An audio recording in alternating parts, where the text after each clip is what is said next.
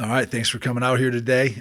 Exciting day here on signing day, and I think usually this won't be as big of a day because we'll focus on trying to get a lot of guys signed during the December signing period. But the last 6 weeks have been a kind of a mad dash. Really trying to rebuild this roster. I think when you look at it, this year will be a little heavier transfers than we'd like to be in the future. 34 transfers and 17 high school players, and that really was just trying to get back to equilibrium, and kind of getting the roster set. But I think we were able to make a lot of inroads where we want to.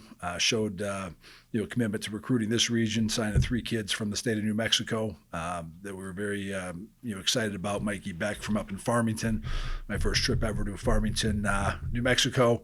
And then Carlos Barella from La Cueva, and then Thomas Pettis from Volcano Vista. So it was great to get some guys that were homegrown and developed by the great high school coaches in the state. You saw that we got into California, where we're going to be strong. Really made some good inroads and signed some really good players out of Texas. And then Arizona is also going to be a place where we're really strong. And then, looking at it, we had 7 players who came with us from the University of Idaho.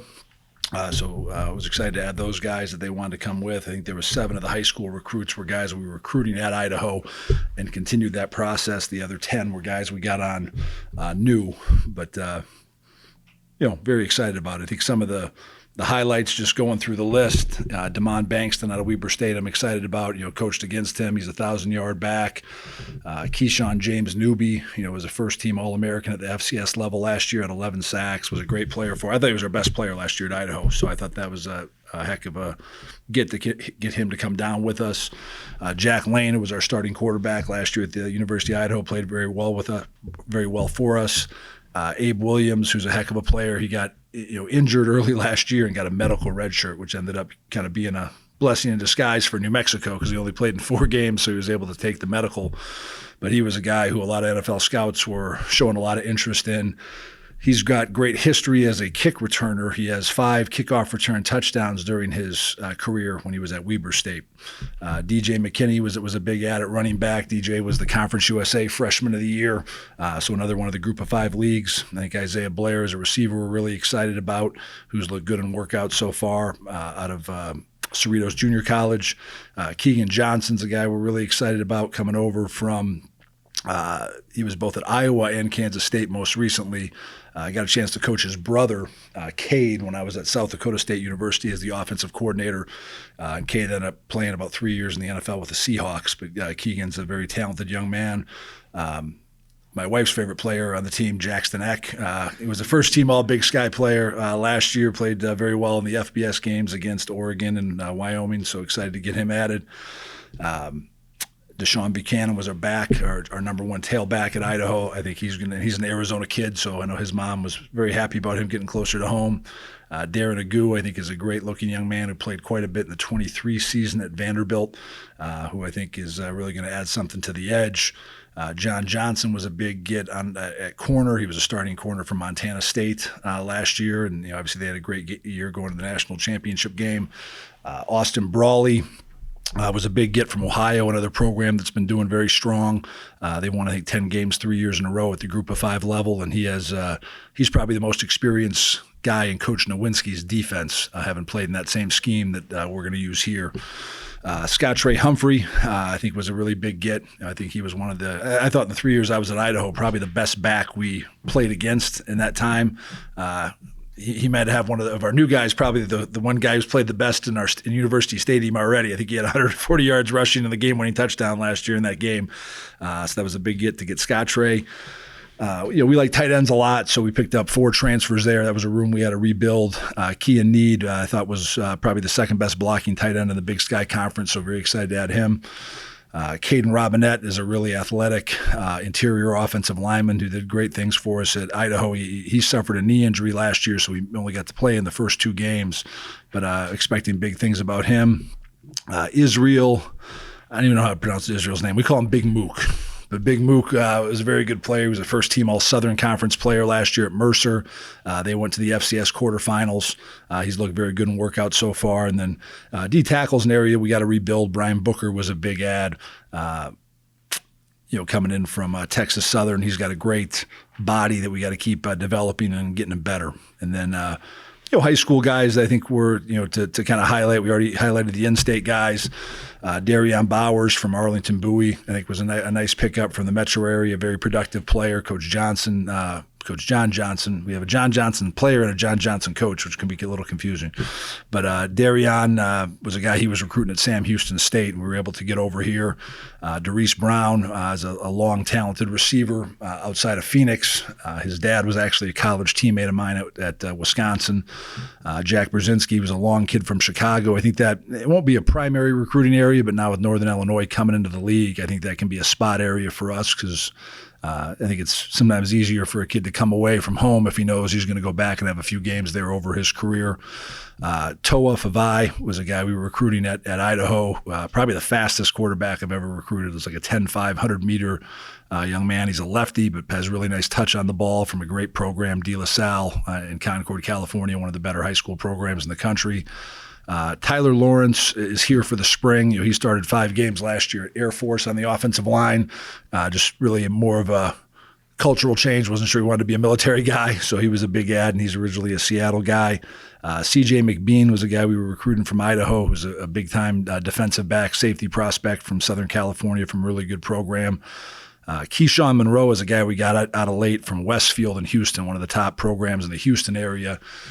His high school coach, Des Black, was a New Mexico Lobo, so I thought that was big to get him. And he's one of those guys who's a little short in stature, but his film is full of him coming down and just striking offensive linemen. And he's a really kind of undersized, powerful, physical player that can add a lot to our special teams. Zyel Smith was a receiver that we had recruited at my last stop, and Zyel's a really talented receiver that we got to evaluate in camps last year. Jamar Tassi is a big body offensive lineman. We Coach Loney and Coach Booth did a really good job recruiting him. Hope to have a little Polynesian connection down here in Albuquerque. But Jamar, he had interest from Washington State. Washington State wanted him to visit the next weekend, and he's a Seattle kid, so that was a big win to get him to cancel that visit and stick with us. And then Cody Thumler was a guy who I think is a really good player who saw him in a lot of camps last year at defensive end, who's from the Seattle area. We're probably not going to be heavy in the Northwest, but just some of the guys we had connections with this year lent them to coming down here, and the Albuquerque airport is so great. You get direct flight so many places, it makes it easy. And then Nick Wheeler was another good late pickup. Coach Elliott, our tight end coach, worked with the head coach at his high school, Coach Novotny, at Miami of Ohio. They were grad assistants together, so that was a good lead. And he was sometimes in this portal area, everyone goes crazy with the portal. You can find these guys. He's big, he's fast, he's got great grades, and he's he was sitting out the last week, non-committed. So we were able to pick him up at the last minute, and I think he's going to be a big ad for us at safety. So there's a little smorgasbord. It's tough to go through 51 guys. So I'll give you some of the highlights and then open it up for questions to you guys. So there is sort of like a growing sentiment that that first Wednesday in February just doesn't hit like it used to because of early enrollees, early signing day, and the winter portal window. You touched on a little bit. I mean, it has to be kind of a big Wednesday for you guys because of the timeline, but do you kind of prefer it to be that way? No, I think we'll get back to signing the majority of our high school guys in early December as long as they keep that signing period. I think there's every year we're debating how we should move things around and how we can fit this football calendar to make more sense, Sean. And we do want to try to get most of our high school guys done. I think in the future I'd probably think we're only signing a couple guys at this date, though we may be announcing our mid-year enrollees. And it's really broad, and considering what you came in with and all that too. But I mean, with these 51 new names and all that, what were the immediate priorities you felt you guys needed to address? It was really everything. We really felt like we kind of had to rebuild the roster, and there'll be some positions. I think defensive tackle is one that really stands out to me, where we're going to have to be active in the late portal window after spring ball to help bring in some more depth there. We were able to pick up a few just guys on campus as walk-ons to help at our tight end and D tackle depth, which I think are two areas that we'll need to address even further after the spring. For some of the guys that you didn't have previous relationships with, what was the reception and the perception of your staff representing the University of New Mexico? How much educating, convincing, and maybe even turning of perception did you have to do while you're out there? Yeah, I thought there was definitely some high schools you went into where they said, hey, we haven't had New Mexico coaches in here recruiting in a while. And, again, I think that building great relationships with the high school coaches is really a starting point. I think once we we got guys here, it's almost unanimous to when I'm sitting in my office with them, whether it's parents or kids, hey, this is better than I expected, coming into this visit. So I think we're gonna have to do a great job building relationships going forward, getting guys to Albuquerque so they can see all the sunshine, look at those beautiful mountains and see our great facilities. And I think this is gonna be an easy place to recruit to. Somebody said to me last week they're putting together an FBS All-Star team down there, and I said that could be a good thing. You talk about the FBS recruiting, because you said in your initial press conference, I think the guys at that level have played well at this level and will continue to. So how much of the priority was that? Was that a strategy? It was a strategy, and I think anytime you look at like Pete Carroll when he first went to the NFL, I think that was an advantage for them, and they were able to pick up a lot of really good low-round picks and free agents out of college that helped them get to those Super Bowl. I think they had 2 Super Bowls early in his tenure, and I think that was an advantage because he was familiar with those guys. And obviously, every year you're seeing the best FCS programs beat FBS school. Unfortunately, we were a victim of that last year. At Idaho, the last 2 years, we beat a team out of the Mountain West. So there certainly is a lot of overlap between those divisions. So I think our knowledge of some of the guys at that level, we had a pretty good feel for who were the guys that were ready to make a step up and were going to not miss a beat doing that. So I do think that was an edge for us this year. Like Jeff said, I mean, you got a lot of FCS All-Star caliber players. You also got a lot of just highly recruited high school players, something that, people in Albuquerque aren't necessarily used to seeing that high caliber of players coming here. For you, I mean, did it kind of surprise you, the caliber of players that you were able to get here? No, I think, and I try not to get too caught up in other people's outside perceptions. We try to really look at the film, evaluate the young man, the family, his character to find the right fits. And, we don't want to get caught up in how many stars guys have, because those stars are really driven by recruiting websites that are trying to sell subscriptions and things. So we really trust our evaluation process. And again, I think, you want to find value. You want to find, players who are really good players who, for whatever reason, are not as heavily recruited, because those guys usually gettable than the guys who have 50 offers. And, I think that philosophy will carry over from my last stop as well. We had, I think 25 players over the last 2 years who played for us at the last stop who transferred to FBS schools now. So, we were able to find FBS level talented players at the FCS level. I know we're going to be able to find those guys here in Albuquerque. For you, I mean, this being your first go-around recruiting as a head coach at the FBS level, how much easier did that make it for yourself, and kind of what did you learn about this whole process? It's not a whole lot different. Obviously, I think with some of the transfers, the NIL piece is different at this level than it is in the FCS level, and I'm very thankful for Kurt Roth and everything he's done with the 505 SVF. I know Fernando has been doing a great job working up in Santa Fe with the legislatures. I know there was a bill out where some of those, I'm going to go see those guys and maybe bring them lunch someday, because they're proposing a bill to try to help with that. And I think those are very forward-thinking legislatures, because I think that will be great for the state. If New Mexico can be better in football, that's going to be great, not just for the New Mexico football team. I think it'll be great for the city of Albuquerque, the University of New Mexico, and the whole state of New Mexico. Coach, 2 questions. Number 1, what most excites you about this program coming from Idaho? And number 2, have you had a chance to reach out to the alumni yet? I've run into alumni and the Urlachers, some of the local alumni. Have you got a chance to meet with them yet? I've got to meet quite a few guys. I had a good phone call the other day with Stoney Case, former Lobo great. It's been fun meeting some of the former players who are coaching. Coach Flakes, who's over at St. Pius in town, or Coach Black, who's over there at Westfield in Houston. I have Brian Urlacher on my to-do list. So Brian, I apologize I haven't called yet. I'm going to give you a call so we can visit. It's been great. I think there's just opportunity here. I mean, there's opportunity to come in and do things better than it's been done in recent times. And really excited about the staff I was able to put together. Love this coaching staff. I think probably the staff I was able to put together was probably better than I anticipated that I was going to be able to put together. I think a lot of people were attracted to come here. And then even when the coaches get there, I had I think 3 or 4 coaches who came from group of 5 schools who, when they got here and saw our setup, were, man, this is better than I expected it to be. So that's just a good reminder. We had to do a great job of getting young men here to see this place, and I think they're gonna like it. We had a pretty good hit rate. You're not going to get every recruit who visits, but we had a pretty good hit rate of the recruits who visited committing to play for us.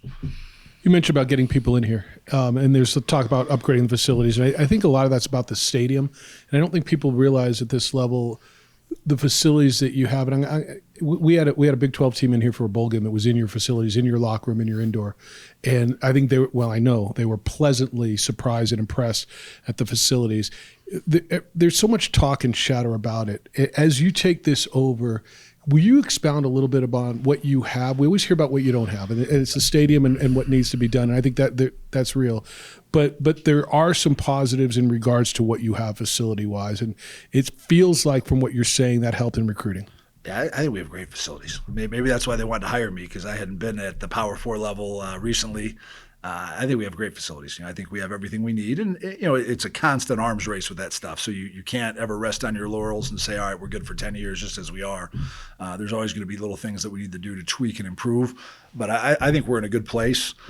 Your stadium is a lot who you put in the stadium, and we got to give the people a good product that they're excited to come support. And I think we can make University Stadium a great home field advantage over time. But our indoor is tremendous. Our spaces with our offices and our meeting rooms are tremendous. There's already some upgrades and renovations that are going to start this spring, redoing the weight room that's I don't know my directions, but the weight room that's furthest from the football field, and putting in a new team room, which will be a nice addition putting a fueling center so we have more nutrition opportunities for our athletes, which I think is a critical piece with developing your athletes. So I think we're in good shape. And again, in my opinion, I think the Mountain West is the best Group of 5 conference there is.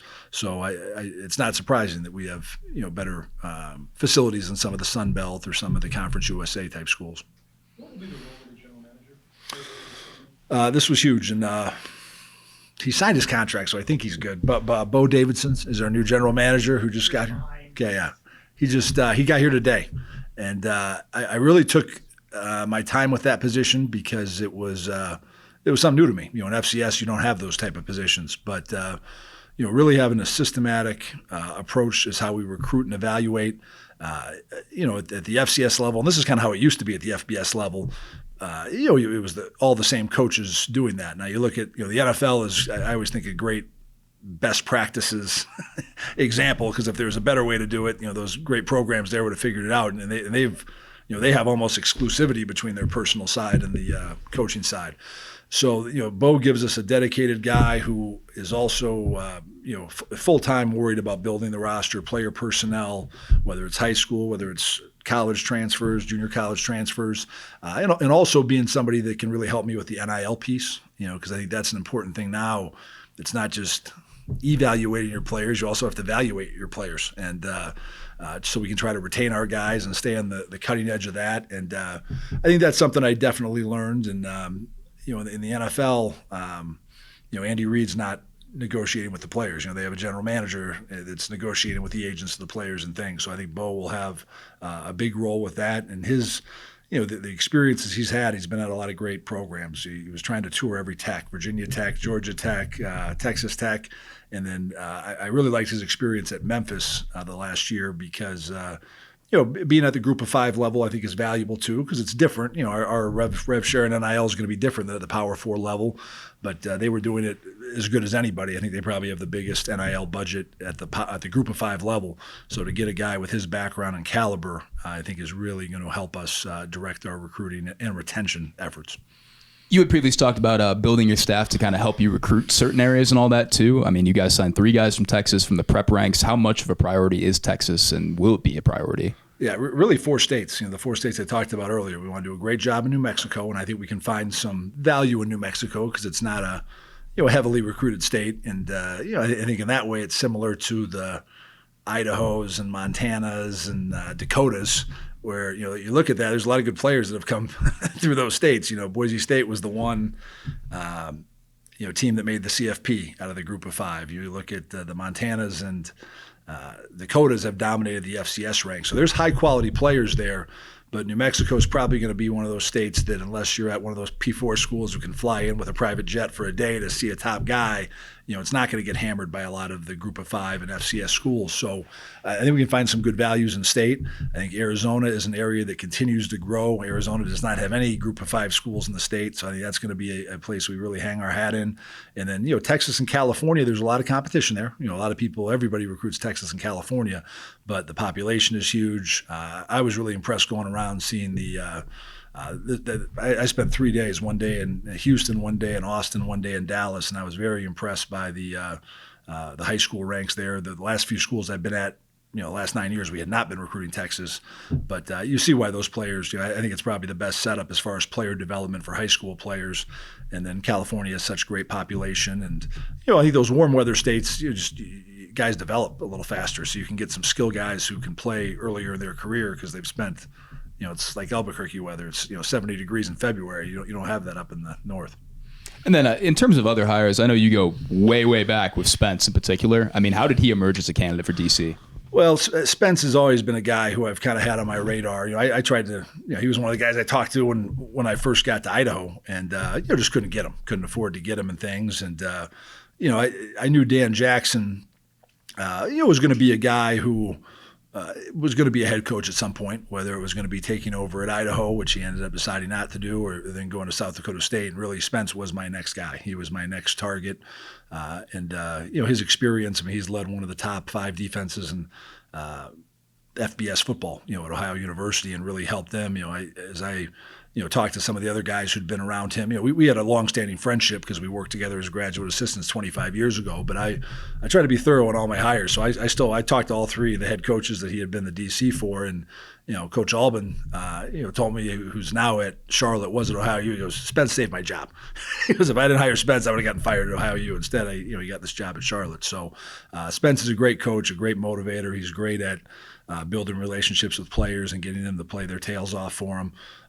So he was a big get for us. In terms of the defense he wants to run, what can you tell us about some of the particulars of that defense? Yeah, it's a 4-man front. It's a 4-2-5. It's kind of a 3-safety defense. We're going to be quite a bit of single high. Really want to commit to stopping the run, get guys around the box, and then have some multiplicity with blitz packages, and have a pretty extensive nickel and dime package where you can get into some different personnel groups on passing downs. But it's built around stopping the run and then getting people in predictable passing downs where now you can tee off and be creative. Coach, offensively, what can Lobo fans expect? To run spread? You got a deep running back room, a lot of tight ends. Yeah, we like to mix in, our top 2 personnel groupings will be 11 personnel, 3 wideouts, 1 back, and a tight end. And then we really like 12 personnel, 2 tight ends, 1 back, and 2 receivers. Again, we had to keep rebuilding that tight end room. We really had, we had one young man last year, Isaiah Silliman. He played like 500 snaps at tight end, but he was essentially a 6'0" lineman when he was in there. So we're moving him back to focus on offensive line. And, we'd like to be in a lot of that 12 personnel, especially if you can do some 12 personnel where you move tight ends around, maybe flex one out at times. But we're going to have a commitment to running the ball. Love play action off of our run game, screens. We're not a team that wants to drop back to pass, 40 times in the game. If we do that, that's probably not a game that went the way we wanted it to. You've got the offensive line pedigree, and you say you were going to beef up the defensive line after the spring practice, when the spring portal opens up. How important is a D line to you, and how can it dictate a game? Yeah, I thought building lines is it's a process building your lines, but at any level of football, whether it's high school, college, or pro football, if you're really good up front on both sides of the ball, that's usually a great indicator of success. Great correlation between being good at those positions and having a good team. So, it's a process. I think overall it's best to try to develop those guys and take guys that you grow over time. It's sometimes tough in the transfer portal. There's a lot of competition for really good offensive linemen and D linemen in the transfer portal, but that's going to be a huge part of it. And Coach Booth and Coach Loney, our offensive line and defensive line coach, did a great job for us at Idaho, which why I brought them here. We led the conference in sacks last year, and I thought Coach Loney really did a great job of kind of upping the overall effort level and just how hard our defensive line played. But that's going to be a huge emphasis. Quarterback's pretty important too, but the line of scrimmage is very, very important. I think I'm pretty sure James Newby is one of them, but obviously there was the whole the Pavia thing with JUCO and NAIA guys where they had that extra year of eligibility. How many guys do you have right now, out of curiosity, who are using that rule? Keyshawn is definitely one who is. We have a couple other young men who are on the roster currently who were on the team last year who are going through a waiver process to see if they will qualify for that. So we have a few question marks that way, but. I believe of the new guys we brought in, Keyshawn may be the only one who's a beneficiary of that rule. He started at NAIA Montana Tech, which, like a junior college, does not count towards his eligibility now for at least 1 year. Sorry. And then you mentioned Isaiah switching back to offensive line. Have there been any other kind of a notable position change? We're going to. I think Tavian Ford has played both O-line and D-line during his career here. We're going to look at him at D-line, really based out of need more than anything, because we're a little thinner on the D-line right now than the O-line. Elijah Brody's a young man, good-looking in-state player who played some as the year went on last year. I think he's just continuing to grow and develop. He's up to 215 pounds already. So we're going to look at him playing some linebacker, some will linebacker in our scheme, which I've always liked that profile of trying to take athletic guys and then moving them down, whether it's an athletic linebacker going to D-line or an athletic DB going to linebacker. And then we're still evaluating. School didn't start till January 22nd, so we're still evaluating our roster, and I think that's something you're really looking for this first spring. Is there any guys who are square pegs and round holes, and we can find a better place for them to go, to give them more opportunities to play. You're holding the microphone. Does anybody else? My bad. I know you've talked about the being thin on the defensive line, and you're looking to add on, defensive tackle. On the flip side, when you're looking at a position where you're like really impressed and you think this position group is really deep, this could be a strength, what would that be? I think running back is that way. I think we have really 4, high quality backs that I'm excited to see those guys compete and sort that out in the spring. I think our interior line is going to be really strong. We got guys like Richard Pierce, who's done a really good job. Malik from France, he's one of my favorite new guys that we inherited. He's got great energy, great personality. He's working his tail off in the workouts. Then you had guys like Big Mook and Caden Robinette. I think we're going to have some great competition for those interior offensive line spots.